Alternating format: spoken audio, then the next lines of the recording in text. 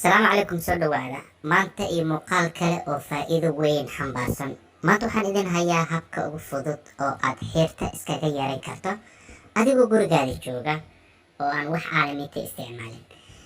Si aad xeerta iskaga yareyso, marka ugu horeysa waxaad soo qaadanaysaa xabad liima oo oranjo ah. Liimadan oo kale ayaad soo qaadanaysaa.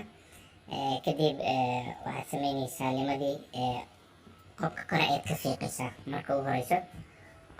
Sidaan oo kale sameynaysaa. Taxabta kore oo dhan ayaan ka ridayaa si aad ujeedaan oo aad aragtaan.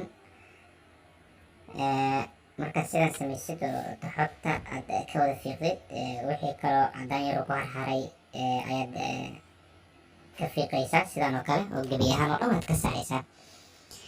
Kadib marka sidaa sameysid, waxaad soo qaadanaysaa weel ama saxan yar. Kadib waa jarjaraysaa oo waad gabal-gabaleynaysaa.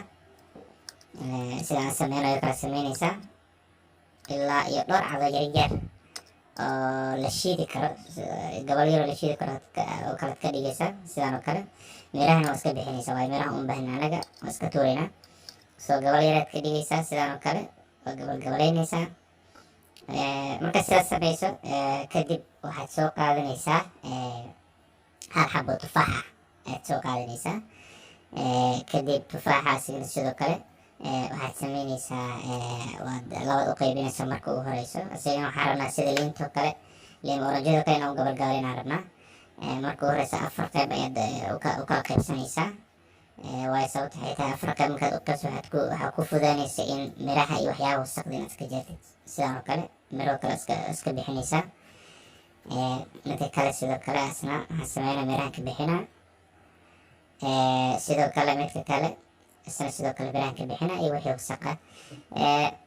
Markaan sidaan sameeyo kadib waxaan sameynaa qodobka xigaan sameynaya waxaa waaye waan gabal-gabaleynaya. Soo imid gabal yar oo si fudud ku shiid, waayo mashiinka markii gabalada waxaan yaryar yihiin surface area-dooda si fudud ayay ku shiidi kartaa.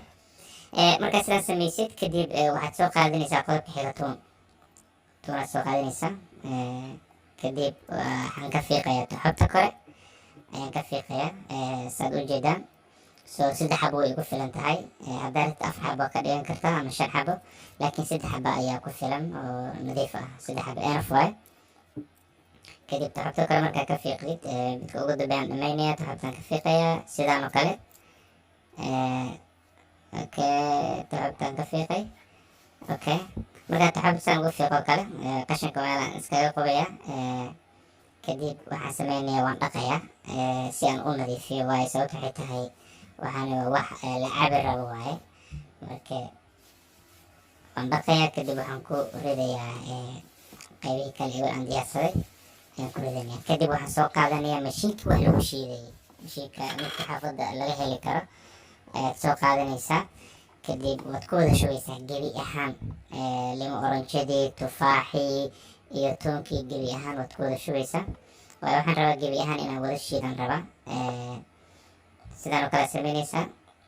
Kadib waxaad soo qaadanaysaa xoogaa yar oo biyo ah oo bakeeri halfkiisa kala soo qaadanaysaa. Waad ku shubeysaa oo dhammaan tufaaxii, liima oranjadii iyo toonkii xoogaa biyo ku daraysaa. Kadib waxaad soo qaadanaysaa mashiinkii oo qaybtiisa kale oo lagu shiiday. Kadib waxaad sameynaysaa, waad ku shiidaysaa sidaan oo kale. Marka ugu horeysa xoogaa maadaama ay adag yihiin, waa xoogaa mashiinka xoogaa inta ay iska raacayihiin waa khafiifinaysaa. Kadib waxaad ku daraysaa hal qaando oo gingar ah ayaad ku daraysaa. Kadib waxaa kaloo ku daraysaa xoogaa yar oo biyo ah ayaad raacinaysaa sidaan oo kale. Markaad xoogaa biyo raacayso haddana waad isku qasaysaa. Waxaad soo qaadanaysaa mashiinkii haddana. Kadib isku qasay. Mashiinada kala duwan, adiga noocii ku fudud, noocna kor ay jiraan, noocna hoos ay jiraan. Noocan hadda aniga isticmaalayo mashiinka wax shiida ayaa kor jira. Marka iyaga kala duwan. Kadib waad isku qasaysaa. Markii aad isku qasto aad ogaatay in wixii dhan inay soo dhex galeen oo ay batiiq isku noqdeen. Kadib waxaad soo qaadanaysaa qodobka xiga galaas ama bakeeri ayaad soo qaadanaysaa. Kadib waad ku shubanaysaa oo waxaad cabaysaa hal koob kamid ayaad cabaysaa quraacdii.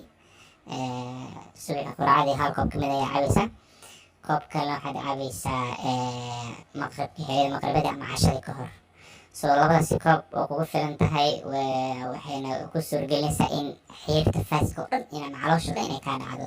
marka waxaan kula talin insha allah inaad taladan raacdaan. horaa loo baroobay, waa tijaabo la tijaabiyey waaye. marka insha allah ha lagu dadaalo. aadaa umahadsantihiin. wassalaamu calaykum. muuqaalka hala sheer gareeyo, follow the page.